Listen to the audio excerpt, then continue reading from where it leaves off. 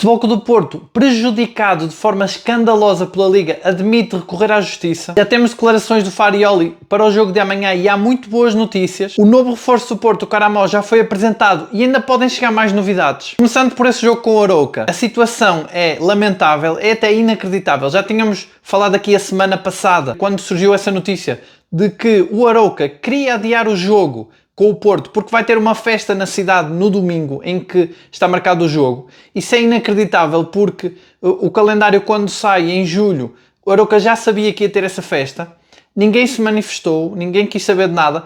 A impressão que ficou aqui foi que o Arouca queria adiar o jogo, assim como o Nacional também pensou adiar o jogo, apenas para que o Porto fosse jogar com o Benfica com os mesmos pontos, uma vez que o Benfica teve um jogo adiado por causa do jogo que tinha para a Liga dos Campeões. O que é inacreditável é que o jogo do Benfica foi adiado para várias semanas depois, já o jogo com o Arouca foi adiado unilateralmente pela Liga para o dia seguinte. Ora, isso tem implicações muito graves na equipa, porque é na semana em que joga na Liga Europa contra o Estrela Vermelha, o Porto ficaria apenas com 2 dias de descanso para o jogo com a Estrela Vermelha e nessa mesma semana jogaria com o Benfica, ou seja, teria 3 jogos na mesma semana, sendo que o último é contra o Benfica e o do meio é para a Liga Europa, portanto jogos muito difíceis e mesmo a deslocação à Arouca, até pelas condições normalmente da viagem é sempre uma deslocação complicada. O Porto, ao que parece, admite recorrer à Justiça, eu acho bem. O Porto mostrou aqui abertura, apesar de parecer que há ali interesses obscuros, como agora o Porto falou num comunicado que emitiu que de facto parece haver aqui muitos interesses. No entanto, o Porto manteve sempre uma postura aberta de diálogo. O Porto propôs jogar no estádio de Aveiro, fazia sentido, já que o estádio de Arouca não tinha condições. Obviamente que tenho, eu acho muito estranho por causa de uma festa não poderem fazer o jogo, que até traria mais festa à festa. Mas de qualquer forma poderiam jogar no estádio de Aveiro. O Porto também propôs uma outra data em outubro, que estaria ainda dentro dos regulamentos, que parece que são 6 semanas no máximo para adiamento e daria para fazer nessa semana em que o Porto não teria compromissos europeus. E o Arouca foi negando sempre todas as possibilidades, o que é muito estranho. Parece que tem até um documento assinado pelo Presidente da Câmara de Arouca a dizer que não há condições. O Arouca não aceitou nenhuma solução do Porto e, claro, ao não aceitar nenhuma solução do Porto, os regulamentos dizem que é a Liga que decide unilateralmente e a Liga decide pela data que prejudica mais o Porto, que é jogar numa segunda-feira a 2 dias da Liga Europa, fazendo com que o Porto tenha 3 jogos na mesma semana, e o Porto vai aqui muito pelo argumento de que a Liga, que tanto defende que Portugal tem que ultrapassar os Países Baixos no ranking das competições europeias para levar mais equipas às competições europeias, depois faz isto a uma equipa que vai representar Portugal na Europa. Realmente é um meu argumento. Eu sei que não é só esse, obviamente que não é só esse. É óbvio que há aqui outras coisas e muito também a ver com o campeonato, que isto também prejudica para o campeonato. No entanto, é um bom argumento, eu acho que o Porto deve ir para a frente, porque isto não faz sentido nenhum. Agora, nós sabemos, como eu já tinha dito até no vídeo da semana passada, o quanto isto vai motivar a equipa. Eu não tenho dúvidas que isto pode ser usado como motivação. O Porto sempre jogou contra muitos interesses, o Porto sempre teve muitos inimigos externos, o que é natural. Tem os 2 grandes rivais são de Lisboa, uma cidade também maior, é a capital, e há sempre estes interesses. Nós já sabemos, é natural, principalmente quando o Porto mostra muita capacidade e muita qualidade, quando está acima dos rivais, começa a aparecer estas questões. Só que nós também sabemos que o Porto se motiva com isso. E fazendo aqui a ponte já para a conferência de imprensa do Farioli, ficou muito claro isso. O Farioli continua nas conferências a ser muito objetivo, muito claro, aborda todos os assuntos, não foge às questões. Isto não é muito normal nos treinadores, estou a gostar. Eu acho que é um bocado a imagem também da equipa, como eu tenho dito, uma equipa que não vira a cara à luta, que não tem medo de arriscar, ele é um bocado assim também. E ele falou sobre essa questão do Arouca, e ele disse que ainda ontem esteve no Museu do Porto e que está ciente de que no Porto tem que lutar contra tudo e contra todos. É mesmo esse o espírito que tem levado o Porto a mais conquistas. O Farioli em pouco tempo já incorporou essa maneira de pensar, esse espírito, é exatamente isso que galvaniza a equipa. Esse é um dos motores das vitórias do Porto e o Vilas Boas, até como o técnico mostrou que sabia também muito bem isso, eu acho que tem aqui mão do Vilas Boas e de toda a estrutura que está à volta do Porto, que este ano é muito forte nessa questão da mística, e a mística tem muito a ver com isto também, o interpretar estas dificuldades como sendo motivacionais, como dando força para lutar contra essas forças externas que sempre dão mais força à equipa. E o Farioli mostra aqui esse espírito e achei interessante ele ter dito que já sabia que ia lutar contra tudo e contra todos, o que mostra aqui que o grupo está muito blindado e está realmente com essa mística, com essa força que vem de outros anos que já não se via há algum tempo. Ele referiu até que essa ida ao museu que eles fizeram ontem com toda a equipa, teve também exatamente esse intuito de incutir nos jogadores esse espírito deles entenderem a história do clube e entenderem melhor a situação em que estão inseridos. Foi interessante, ele fez essa ponte entre a visita ao museu e o que aconteceu com o Arouca, como que dizendo que já todos estão cientes do que vai acontecer e das dificuldades que vão enfrentar e que isso vai motivá-los, não virando a cara a nenhuma pergunta. Ele também respondeu à questão do Mourinho assinar pelo Benfica. Ele disse que o Mourinho esteve no Dragão a semana passada. Ele não esclareceu se falou com ele ou não, mas disse que sabe que ele é uma grande figura, que também o viu lá no museu, e aqui ele deixa de forma um bocado indireta aqui uma espécie de lembrete para o Mourinho de que é no Porto que ele tem a história, mas depois diz que não vai falar muito mais porque o trabalho dele é falar sobre o Porto e não vai falar de coisas que nem sequer estão oficiais. Eu, em relação a essa saída do Mourinho para o Benfica, como eu dizia no vídeo de ontem, eu acho que não vai correr bem, porque ele tem a história no Porto, tudo o que ele ganhou no Porto. Não há histórico de grandes figuras que tenham saído do Porto e que tenham ido para o Benfica ter sucesso, mas realmente criou-se essa situação um pouco insólita de uma grande figura histórica do Porto ir assinar pelo Benfica. É verdade que é muitos anos depois, mas também deu-se o insólito dele ter estado no jogo com o Nacional. Alguém comentava ontem que ele já estava lá em trabalho. Eu acho que sim, pode ter sido, já estava a ver como é que o Porto jogava. Nesse sentido, ainda bem que o Porto não jogou tanto, que assim ele não ficou com tantas informações sobre como é que joga o Porto na intensidade máxima. Mas eu também acho que ele, o Mourinho, sendo um grande manipulador, sendo o criador dos mind games, ele vai usar essa visita ao Porto, em que foi aplaudido, com certeza ele vai usar no dia do jogo do Porto-Benfica. Ele vai lembrar que foi aplaudido, porque ele com certeza agora vai ser assobiado, é uma situação insólita. Ele vai ser o treinador com o salário mais alto da história do futebol português. Eu acho que isto apenas acontece porque o Benfica está em eleições e é uma situação um bocado caótica ali nos rivais, o que acaba sempre por ser bom para o Porto. Quanto mais caótico, mais probabilidades o Porto tem de vencer esse jogo, que vai ser muito importante no Dragão, daqui a umas semanas. E o Farioli fez questão também de manter o foco, apesar de não ter fugido às perguntas. Ele disse que o foco dele é no jogo com o Rio Ave, que não quer que a equipa pense no futuro, que o momento é agora, e isso é muito importante, manter a equipa com os pés bem assentos no chão. E eu acho que aquela exibição menos conseguida com o Nacional ajuda a que a equipa tenha mais os pés assentos no jogo com o Rio Ave. É um jogo muito importante, como eu dizia aqui.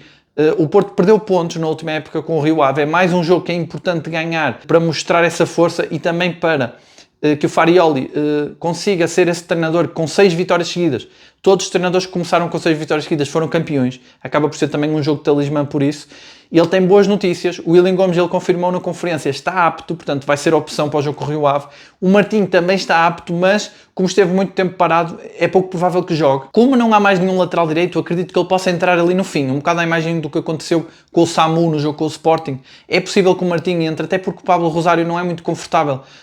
Não está muito confortável na lateral direita. Eu diria até que vai haver aquela substituição do Pablo Rosário ir para 6 já no fim do jogo e o Martim para lateral direito, mas isto é sempre difícil de prever porque não sabemos o que vai acontecer no jogo. Eu acredito que o Porto vai entrar com mais intensidade e mais força. O Farioli falou também do reforço do Caramó. Ele realmente confirmou que é um pedido do treinador mesmo. Ele queria contrato com o Caramó, ele conhece, já o treinou. O próprio adjunto dele também já o treinou na época passada. É interessante que o Farioli diz que as características dele é que é um jogador muito forte fisicamente, que não vira a cara à luta e bate certo com aquilo que disse também o Caramó na apresentação. Ou seja, é mesmo um estilo, um perfil de jogador que o Porto está à procura, muito orientado para essas características, tanto psicológicas como físicas, e que o Caramó se insere nessas características. Claro que ele vai chegar em baixo de forma. O Caramó na apresentação disse que fez pré-época com preparadores físicos, mas óbvio que isso não é a mesma coisa que fazer pré-época com a equipa, principalmente com uma equipa como o Porto, que fez treinos tão intensos na pré-época, portanto ele não vai estar na melhor forma. No entanto, o Farioli, ao mostrar que é um jogador da confiança dele, é um pouco a imagem do Pablo Rosário. Claro, não comparando aqui a qualidade dos jogadores, mas comparando que são jogadores fortes, que podem fazer várias posições e que o treinador confia. Ou seja, eu acho que o Caramó vem para a equipa principal. Ontem muitas notícias diziam que ele vinha para a equipa B um pouco a imagem de Pedro Lima. Eu acho que não. Eu acho que o Pedro Lima foi uma oportunidade de negócio do Porto. Não entendo muito bem porque é que ele veio por empréstimo, não sei quais foram os argumentos aqui, mas acho que não foi um pedido expresso de Farioli.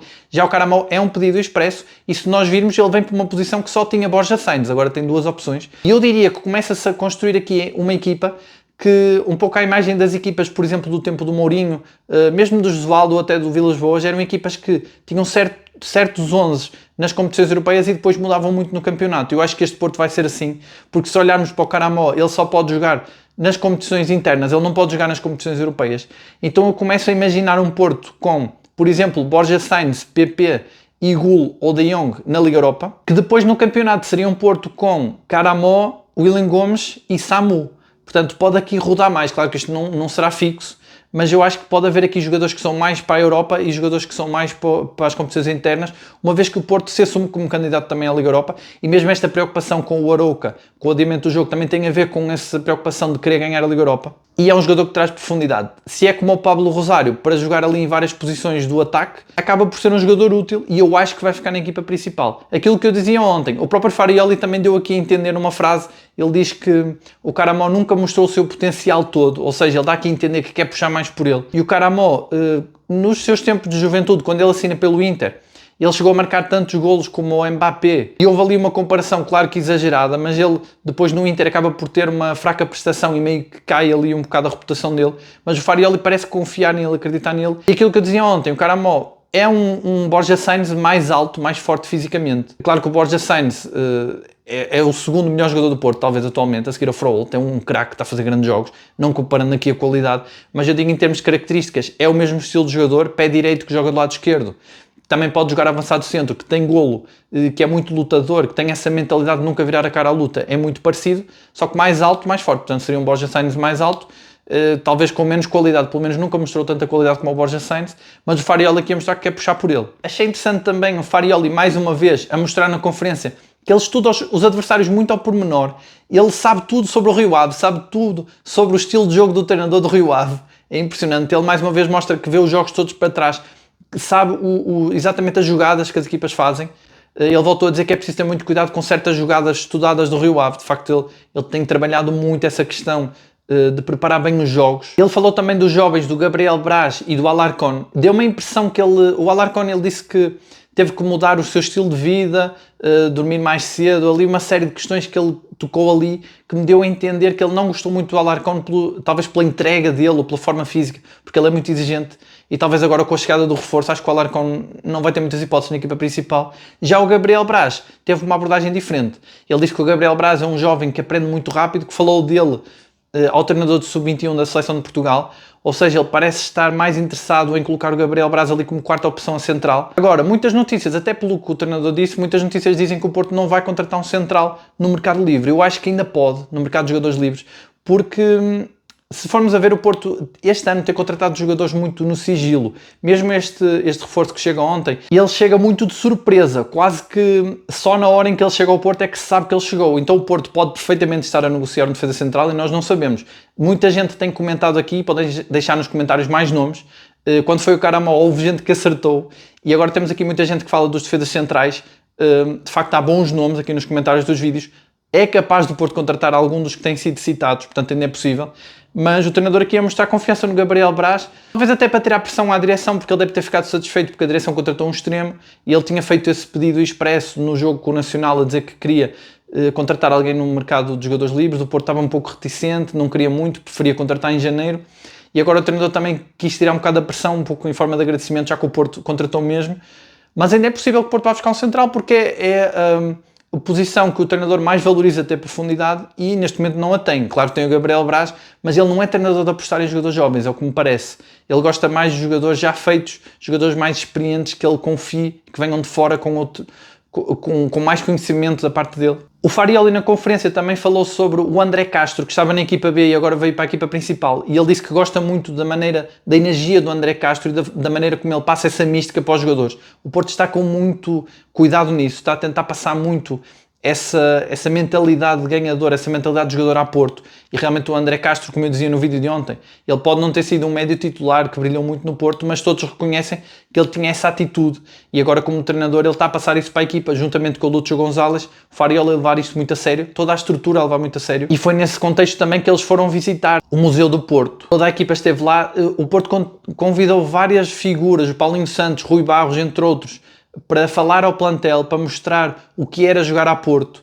O próprio Vilas Boas também discursou para a equipa, dizendo que todos são passageiros no clube, mas que enquanto estão no clube têm que dar tudo, porque o clube é especial, é diferente de todos os outros e que todos os jogadores que estão ali têm que ter a mentalidade do clube e da cidade. E portanto o Porto aqui a apostar muito nessa mentalidade e em adaptar rápido esses jogadores estrangeiros, jogadores novos, ao que é jogar no Porto, para trazer e resgatar essa mentalidade que o Porto sempre teve e que o diferenciou. E é também por isso que eu digo que este escândalo aqui deste jogo adiado do Arouca pode motivar a equipa nesse contexto, de fazer com que os jogadores se superem, porque estão cientes do que é jogar no Porto. E de resto o Porto continua então a preparação para o jogo da manhã, um jogo muito importante com o Rio Ave, já com então o William Gomes e o Martim recuperados. O Alberto Costa também já caminha a passos largos para voltar, ele com certeza vai voltar pelo menos no jogo com o Benfica, se não voltar antes. Apenas o De Jong, que está um pouco mais difícil, também pela idade demora um pouco mais a recuperar, mas também tem dado bons sinais. Depois tem o Nuno Pérez que não vai mais jogar esta época. Eu confesso que tenho muitas dúvidas sobre qual vai ser o 11 que o Porto vai utilizar. Eu acredito que vai ser o Pablo Rosário, lateral direito. No entanto, contra o lateral esquerdo, não sei se o Zaidu não vai ter uma oportunidade. O Zaidu tem mostrado que a merece e cada vez mais gente nos comentários dos vídeos concorda que o Zaidu merece uma oportunidade porque está realmente em melhor forma que o Francisco Moura. Não colocando em causa a qualidade do Francisco Moura, mas o Zaidu está a jogar melhor. No meio campo também surgem dúvidas se vai jogar o Gabri Veiga ou o Rodrigo Moura. É a eterna dúvida. O Rodrigo Moura nos dois últimos jogos jogou a titular contra o Sporting e contra o Nacional. No entanto, foi sempre substituído pelo Gabri Veiga. Sabemos que o Gabri Veiga teve ali algumas complicações, uma lesão. Pode ter sido apenas por isso que não jogou. Então ainda está ali uma luta entre os dois para ver quem joga. E depois da extremo-direito também fica a dúvida se joga o PP ou o William Gomes. Sendo que o PP, como jogou mais vezes, é mais experiente e tem mais estatuto, deverá jogar de início. Mas o William Gomes tem uma palavra a dizer porque fez grandes exibições antes de se lesionar. Agora eu quero saber de vocês, qual é a vossa expectativa para o jogo com o Rio Ave? Quanto é que acham que vai ficar o jogo? Qual é o vosso prognóstico? Quem é que acham que vai marcar os golos? Qual é que acham que vai ser o 11 inicial? O Porto tem tido muitas surpresas em alguns jogos no 11 inicial e muita gente tem acertado aqui nos comentários. Até às vezes nos golos acertam. O que é que vocês acham sobre esta situação do Arouca, do jogo ter sido adiado unilateralmente pela Liga? Esta situação que pode prejudicar o Porto. Se vocês acham que o Porto vai ficar mais prejudicado ou mais motivado, se isto vai ser uma força extra para ganhar mais os jogos, para entrar com outra atitude, ou se acham que vai mesmo prejudicar e pode aqui afetar algum resultado. Se vocês acham que o Caramol, o reforço, vai já estrear-se no jogo com o Rio Ave, acho difícil. Todos os reforços que têm chegado têm jogado logo, mas o Caramol, como é um jogador que estava sem clube, em princípio não terá o ritmo de jogo, mas pode acontecer. Se alguém aqui acredita que o Martim pode também jogar de início, isso pode ser possível também. Já sabem, deixem os vossos comentários, eu leio sempre todos. Muito obrigado a todos por assistirem. Não se esqueçam de deixar o like. Subscrevam o canal se ainda não subscreveram. Um abraço a todos e até amanhã.